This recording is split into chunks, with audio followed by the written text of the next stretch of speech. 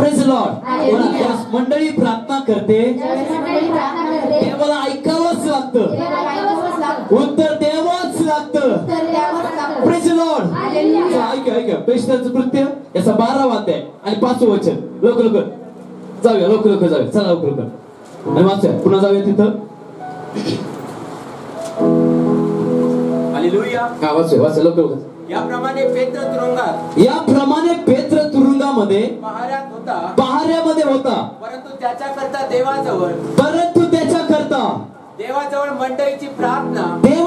मंडळीची प्रार्थना एकाग्रतेने चाललेली होती। Praise Lord. किती लोक आमेन म्हणतील? आमेन म्हणतील। आणि हे मंडळीला कळलं तर किती बरं होईल। हा वाचा। याप्रमाणे इकडे पेत्र तुरुंगामध्ये पहाऱ्यात राहिला, परंतु त्याच्याकरता देवाजवळ मंडळीची प्रार्थना कळकळीने होत होती। पेत्र कुठे आहे आणि मंडळी काय करते? पेत्र कुठे आहे, मंडळी काय करते? आणि बायबल मध्ये असं लिहिलं, जर पुढे तुम्ही वाचलं, मी तुम्हाला शिकवलं, बायबल सांगते की मंडळीच्या प्रार्थनेने दिव्य दूताला खाली आणलं। कम ऑन, मंडळीची प्रार्थना देवदूत खाली आणते। मंडळीची प्रार्थना सुटकेचा दूत खाली आणते। मंडळीची प्रार्थना लढाई दूत खाली आणते। मंडळीची प्रार्थना सुरक्षा दूत खाली आणते। मंडळीची प्रार्थना आगीने भरलेलं सामर्थ्य घेऊन येते। मंडळीची प्रार्थना वाचवणारी बेदारी आणते। हे मंडळीला कळणं गरजेचं आहे। Praise Lord. हालेलुया। का मंडळीची प्रार्थना देव ऐकतो? का मंडळीच्या प्रार्थनेकडे देव कान देतो? का मंडळीच्या प्रार्थनेकडे देव पाहतो? का मंडळीच्या प्रार्थनेस केल्यानंतर देव देवदूत पाठवतं? त्याचं कारण आहे का? कलसेकराचं पुस्तक जर काढलं, लवकर पहिला अध्याय कलसेकराचं पुस्तक। हालेलुया। कमान आणि 18 वचन आपण ऐकूया। 18 वचन मिळालं? हा वाचा। आमेन। आणि तोच शरीराचा म्हणजे मंडळीचा मस्तक आहे। आमेन। येशू ख्रिस्त कोण आहे? कमान बोला, येशू ख्रिस्त कोण आहे? कमान, येशू ख्रिस्त कोण आहे? म्हणा, जो येशू ख्रिस्त जिवंत आहे, तो या मंडळीचं मस्तक आहे।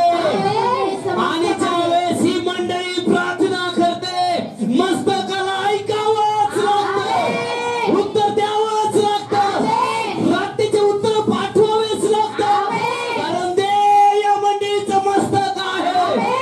हालेलुया। समजतंय तुम्हाला? मंडळी ही त्याची। मी तुला नाही निवडू शकत, तुम्हाला पण नाही निवडू शकत, तुम्हाला तर अजिबात निवडू शकत नाही। पण कोणी निवडलंय आणि कोणी जवळ केलं, कोणी एकत्र केले, कोणी मेंढर एकत्र केले आणि मेंढपाळ दिला, बरोबर? हे सगळी प्रोसेस कोणी केलेली आहे?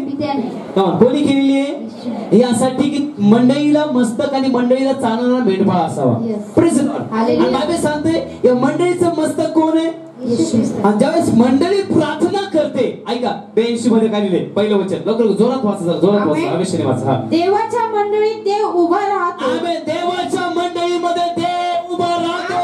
याचा अर्थ ज्यावेळेस मंडळी प्रार्थनेला बसते, देव तिच्यामध्ये उभा राहतो, देव तिच्यामध्ये असतो। मंडळीच्या प्रार्थनेमध्ये देव उभा राहतो।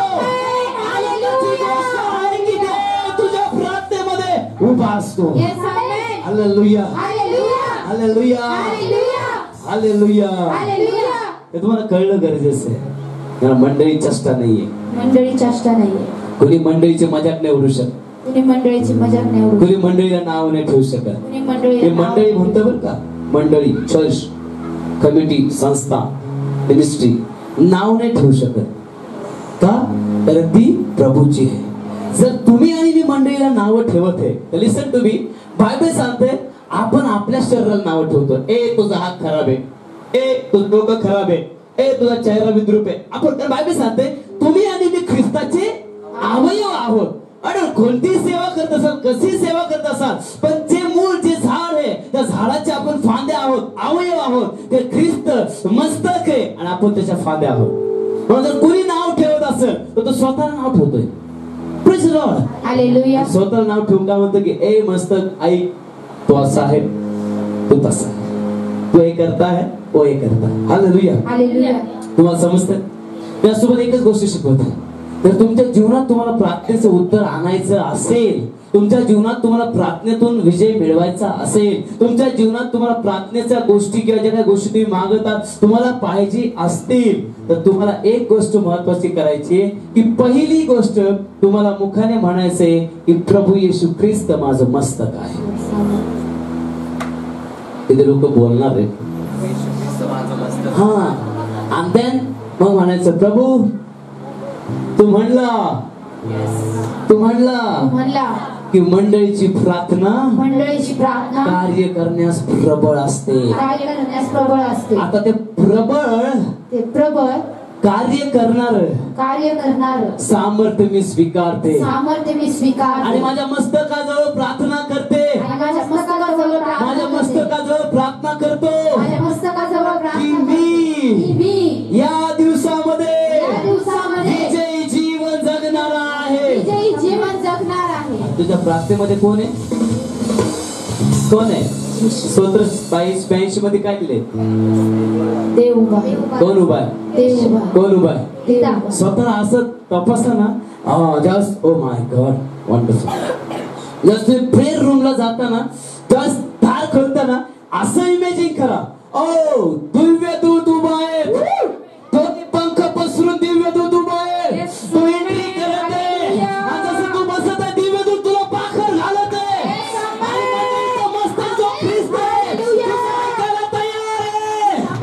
असं प्रार्थनेला बसा. असं नका जाऊ की चांगले प्रार्थनेला बसा. आपको समझ में आना चाहिए. मला मंडळी चेष्टा नाही. सेम स्वर्गाच्या राज्यात असंच आहे. सुरकुती पडलेली मंडळी कधीच स्वर्गाच्या राज्यात जाणार नाही. जी प्रभूला मस्तक म्हणते पाप करते. काल आम्ही एक गोष्ट शिकलो. पास्टर आम्हाला एक गोष्ट सांगितली. पवित्र आत्मा पवित्र आत्मा आणि प्रार्थना दोन गोष्टी शिकलो. पवित्र आत्मा आणि प्रार्थना तुम्हाला कळते. मग जर आम्ही ख्रिस्ताला, किती लोकांनी ख्रिस्ताला मस्तक केले? मंडळीचं मस्तक किती लोकांचं मस्तक ख्रिस्त आहे? किती लोकांना? हात वर करा, हात वर करा, अरे हात वर करा, हात वर. तुमचं मस्तक जर येशू आहे तर तुम्ही अश्वैध आहे. जर तुमचं मस्तक येशू नाही तर मग तुमच्या मस्तकावर कोणतरी बसलेले. तुमचं मस्तक कोण आहे? ख्रिस्त. मग तुम्ही ख्रिस्ताला जर मस्तक केले आणि तुम्ही पाप करत आहात, तंबाखू खात आहात, गुटखा, मावा, दारू, नको त्या गोष्टी करत आहात, तर लिसन टू मी. ही मंडळी कोणी ऐकू माझा आवाज? कोणी बी माझा आवाज ऐकू. आज प्रत्येकाची कान उघडणी होणं गरजेचं आहे. गोड बोलून प्रार्थना आणि या गोष्टी नाही पाहिजे, स्ट्रिक्ट बी पाहिजे. असं जर कोणी करत असेल, पापामध्ये प्रार्थना करत आहे, परत पापात पडत आहे, प्रार्थना करत आहे, व्यभिचार करत आहे, प्रार्थना करत आहे, आराधना करत आहे, मिस्त्री लावत आहे, आराधना करत आहे, गुटखा खात आहे, आराधना करत आहे, शिवीगाळ देते, चर्चला येते, भांडण करत आहे, आणि प्रार्थना करत आहे, आराधना करत आहे, चर्चमध्ये जाऊन निंदा करत आहे, तर ही सुरकुत्या पडलेली मंडळी देव स्वर्गाच्या राज्यात अजिबात नेणार नाही, घेऊन जाणार नाही. ब्रदर, तुझी बिडी, तुझं सिगरेट बी नेणार नाही, तुला पण नेणार नाही. प्रभू मंडळी कशी पाहिजे? हा, कोणी उत्तर दिलं? कशी पाहिजे? हा, जी तिच्यावरती सुरकुत्या, जी कशी आहे? तेजवान आहे, जिने स्वतःला काय केलेले? वचनाने श्रृंगार केलेला आहे. अशी मंडळी प्रभूला पाहिजे. Praise the Lord. तुम्हाला कळतं शेवट आहे बद्दल. हे जर तुम्हाला कळलं ना तर 100% मस्तक तुझं ऐकायला तयार आहे. 100% देव तुझ्या प्रार्थनेत येईल. 100% तुझं म्हणणं ऐकलं जाईल. ब्रदर, सिस्टर, आम्ही या दिवसामध्ये एवढे ब्लेसेड आहोत, एवढे आशीर्वादित आहोत की 2025 मध्ये आमच्यासाठी घोषणा करण्यात आल्या, तुमच्यासाठी करण्यात आल्या. देवाने त्या आजपर्यंत पूर्ण केलेल्या आहेत. Hallelujah, hallelujah, hallelujah. One more time की देव त्या तुमच्यासाठी पूर्ण करत आहे. पण मंडळीला महत्व कळलं पाहिजे. हे मंडळी जरी पतीच्या अधीन आहे तर स्वर्गातील देवाच्या देखील अधीन आहे. या मंडळीवरती जरी स्वतःचा पतीचा अधिकार आहे तिच्यावरती, पण स्वर्गातून देवाचा देखील अधिकार आहे. म्हणून तुम्हाला पतीसाठी जसं तुम्ही सस्ता सवरता, पतीसाठी तुम्ही जशा गोष्टी बेस्ट गोष्टी बनवता, त्याला खुश ठेवता, त्याप्रमाणे तुम्हाला स्वर्गातील देवाला देखील खुश ठेवायचं.